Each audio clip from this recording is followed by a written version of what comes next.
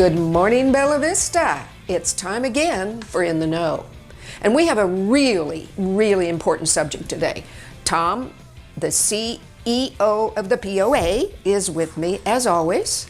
And you know what? I think we need to get this very important message out with good facts. And I'm going to ask you some hard questions later. Okay? I'm all for that. All right. So how do we grow together? So how do we grow together? So it's been almost 3 years since the last assessment increase, and we talked about we want to do these every 3 years and have reasonable bite-size increases. And so we're asking for a $5 increase for improved properties, those with homes, and a $1 increase for unimproved properties. The voting will commence on June 23rd. And it will end on August 19th. Okay. And then if approved, the increase will kick in on March 1st of 2026. We're planning way ahead. We want to make sure we know the answer to the question, whether the membership will approve this before the budget process begins. Now, with this increase, if it's approved, all of our amenity usage fees will stay the exact same. And they've been that way for how many years? Well, they will have been that way. Yeah. Well, we started with this current rate structure March 1st of 2020.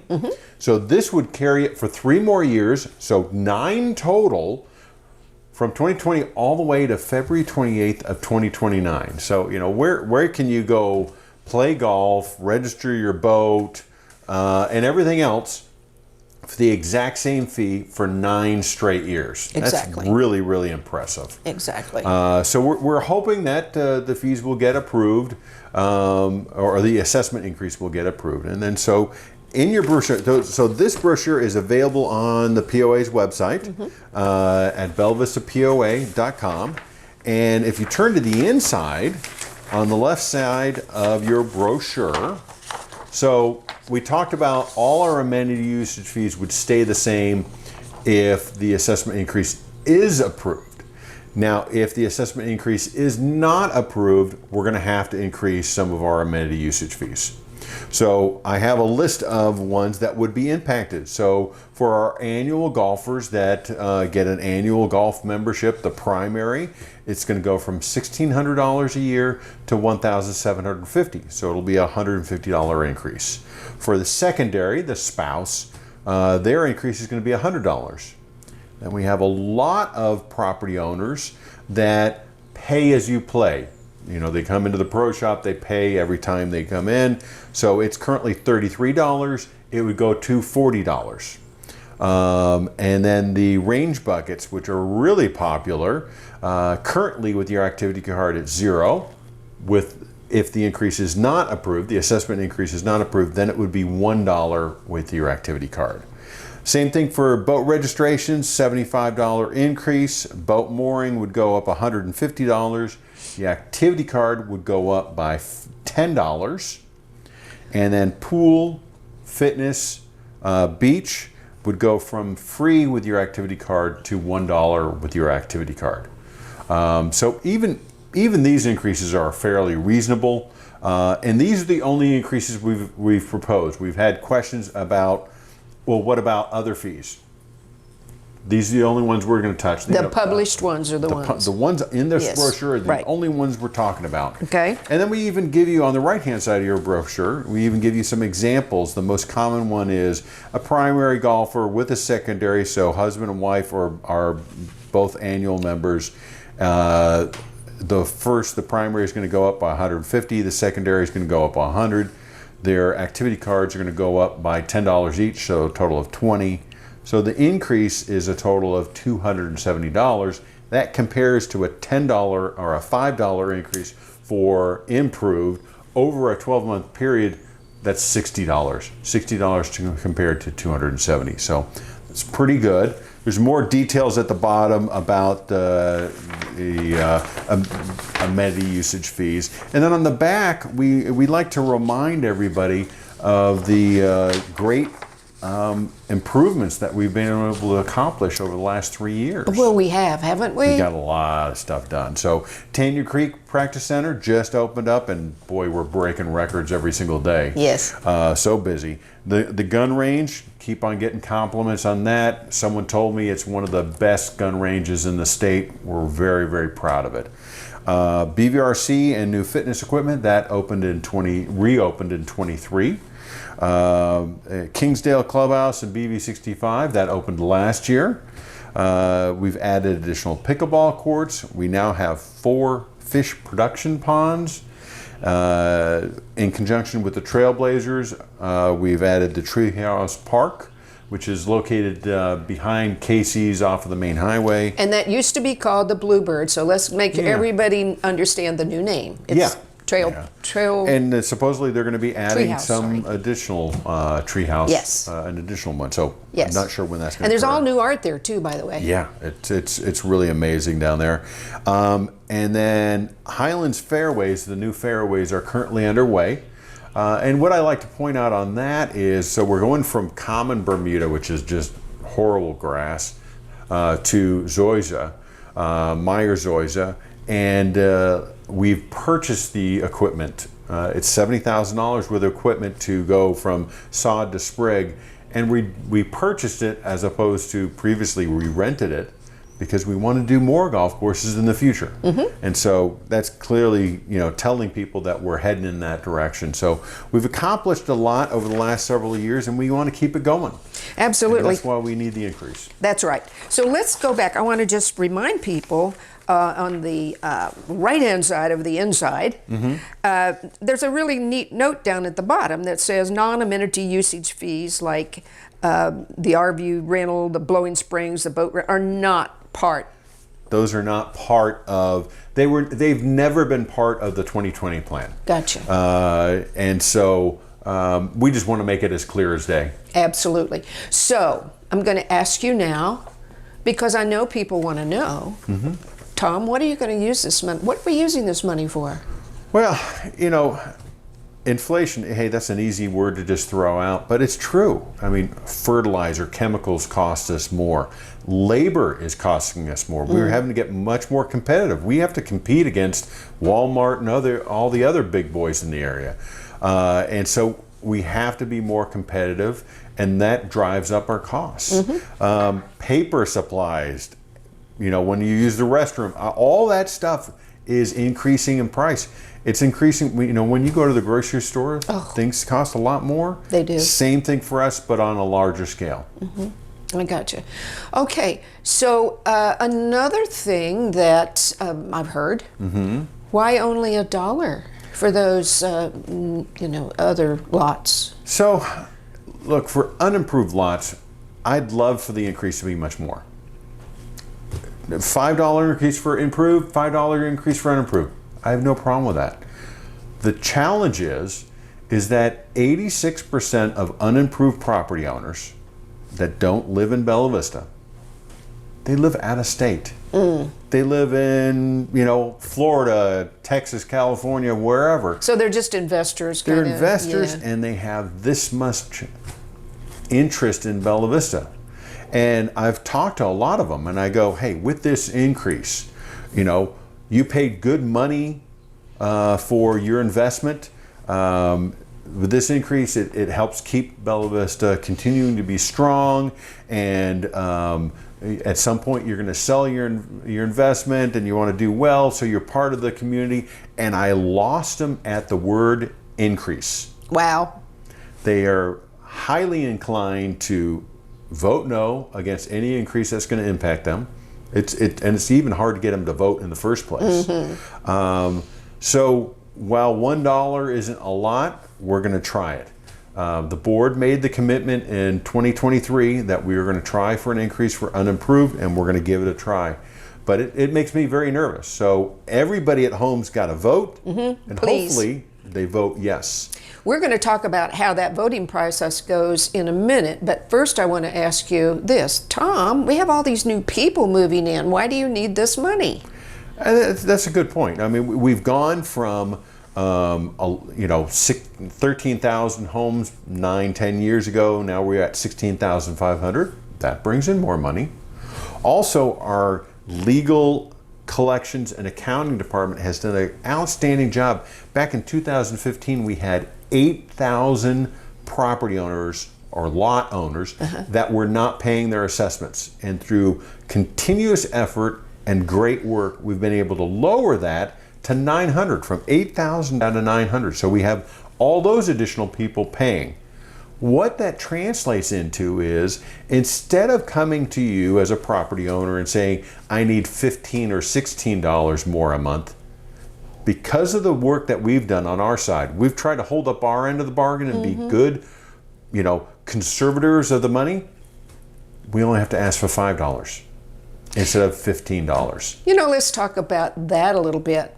$5 for all those amenities. One thing that I'm very proud of when we talk about Bella Vista is value.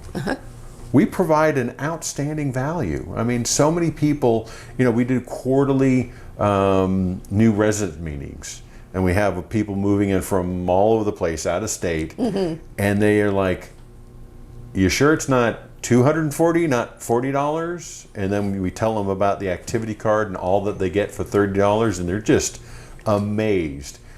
And we're very proud of that. We provide an outstanding value, and we want to continue to provide an outstanding value. And as you've said so many times, and I think it's like right up there in our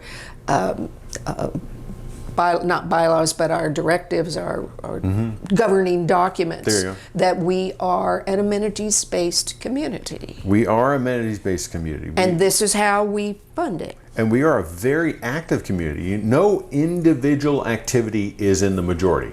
Golfers, 18%, tennis, 2 or 3%. You can go, boaters and so forth. What we do know is about 60 to 70% of our community is very active. They hike, they bike, they fish, they play golf, they play tennis, they play pickleball. We are an amenities-based community. We are a very active community. I like to, in our governing documents, our declaration, very first document, it's like 30 some odd pages long. It's really a nice read too. It's boring. Second paragraph, we're an amenities-based community. Exactly. And you know what that just I thought about is all those new people. We're going to have more amenities eventually, aren't we? Yeah, and that's part of it also is if you look at Metfield Fitness Center, right now, today, it is not meeting our membership's needs. It's too small, not enough equipment. Pickleball courts, we have 10 courts, we need 20 today. And that's the same thing for all of our amenities. And so with these funds, we can continue to grow and continue to offer more, because so many people are moving into Bella Vista. We need to expand what our amenities that we currently have. Absolutely. Okay, so let's let everybody know about the voting process. Haven't you extended the time period this time? Yeah, so last time in 2023, we had 35 days of voting, and we got over quorum. Quorum is 50%, with literally 1 hour to go. I think my bald spot got bigger in that stressful period.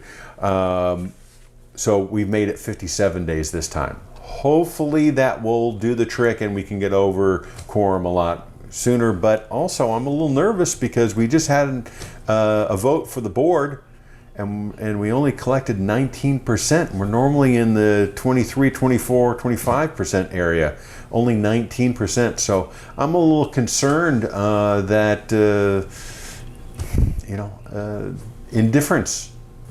Well, I know you're getting the word out in many different ways. You've still got a few times coming up, right? So that's a really good point. So community meetings, for those people that would like to get more information about the increase and they want to ask any question, fair game. I'll stay as long as you want. I'll stay afterwards if you want to ask a one-on-one question. But first community meeting is on June 2nd, 4 p.m. at BVRC. Next one is June 16th, 10 a.m., Branchwood, and June 18th, 4 p.m. at Metfield. So all three areas of our community, East, West, and Central, a couple different days, a couple different times. So we're trying to meet everybody's schedule. And if none of that works, send me an email, tomj@bvvpoa.com. Send me an email, ask me a question. I got a couple of questions over the weekend, answered them, no problem. I've had one-on-one meetings. So if none of these meeting times work for you, let's go grab a cup of coffee and we'll meet one-on-one. I have no problem with that. And you know, that's something very good about you. I'd hate to brag on you because it goes to your head, but he really is good, folks, about getting back to somebody. He answers emails. He doesn't just ignore anything that's coming up. So the other thing is, What do you got? We have these little guys. I call them the yard signs or whatever. These are available if you'd like to put one up in your front yard. They will be available in the lobby at the country club. So if you're willing to support, we'd love it. If you don't want to, no problem. But those will be available in the lobby by the time this airs. That's great. Let's get back really quickly because, you know, you talked a little bit about quorum. Quorum is only part of the issue. We also have to get 51% of the vote to approve it. Not 50.01. Yeah, and most places are 50 plus one additional vote, Yeah. not us. Okay. We're 51, and we learned that in 2016 because we actually got 50.8%. We actually missed the vote by about 32 votes, or missed the approval by 32 votes. So we were that close. So we got to get the vote out. You know, get out there. You're going to start seeing the ballots on June 23rd. They're going to be electronic as usual. Absolutely. And then you're mailing out ballots as well. We are mailing them out. Over the next year, we're actually going to start converting as much as possible to electronic only, not electronic only. People will have to opt in, but that's something for the future. For this vote, we're sending out ballots to everybody. But this last board vote, 70% of all votes cast were online. And it gets more so all the time. It's just so easy. It's very easy. So that's the information also on our website. In addition to this form, this brochure, we also have a Q&A section where we fielded a lot of questions and we've provided answers. So come to the informationals, get the information, and we'll try and answer. You know me. I'm going to answer your questions directly and honestly. May not be the answer you wanted to hear, but you can always know that I'm going to answer it honestly and directly. Absolutely. Okay. Tom, I have another question for you. Sure. I don't play golf. You don't? No. Why should I have to pay for that? So, our business model is different than most places.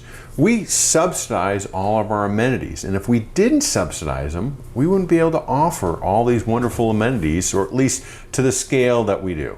You know, a lot of people are very business oriented. We got to make a profit. Well, we subsidize golf $2.5 million a year. If we were a city, so a business on this side, if we were a city, you know, they subsidize parks. You don't make any money on a park. Municipal golf courses, most of those lose a boatload of money. So we're right in between. We try and subsidize, but we try and limit the subsidy as much as possible. So golf, we subsidize $2.5 million.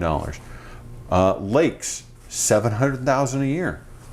Fish don't get there on their own. All our lakes are artificial. We have to pay the lake rangers to make sure they're around and monitoring. Our fitness centers about $600,000 a year. Our restaurants about $300,000 a year. Trails about $90,000 a year. So we subsidize everything. And if we didn't, if we didn't subsidize our fitness centers, we'd have one instead of three. Oh, and golf courses. Golf courses, we'd probably close we'd probably have 2 golf courses if we had to be solely profit oriented. So I encourage our members to think community. We are a community. So you don't play golf, but maybe your neighbor does. Or at some point, I'm not trying to encourage you, but it's not a bad idea. One day you'll move and my dream will come true. One day you'll move. And maybe the person that buys the house from you, they're a golfer. Yeah. You just Well, I am on the golf course. you are, but you never know. Yeah. So I like to think of it as a community, and so I personally don't play golf, but I use the trails, I hike, I use the lakes a lot, I use the fitness centers. So while golf is one thing, fitness centers and pickleball courts and so forth. Pickleball courts, we don't make any revenue off that. It's 100% subsidized. And so I like to think community, not individually. Is it anything at all like, I don't have kids in school anymore, so why do I have to pay school taxes? It is a lot like that. Yeah. I remember talking to someone and they said, I don't play golf. Why am I, I said, but you used to play golf? Well, yeah, I used to play golf 5-6 times a week. Yeah. And my wife did too and everything. I'm like, well, yeah, but I understand that you're getting older and you can't play golf as much as you want to, or maybe not at all, but you used to. Yes. And it's not unlike, a lot of our property taxes go to schools. All my kids are out of school. Yes. Yes. So one more thing I just want to put out there, because this is confusing. You said something about this earlier.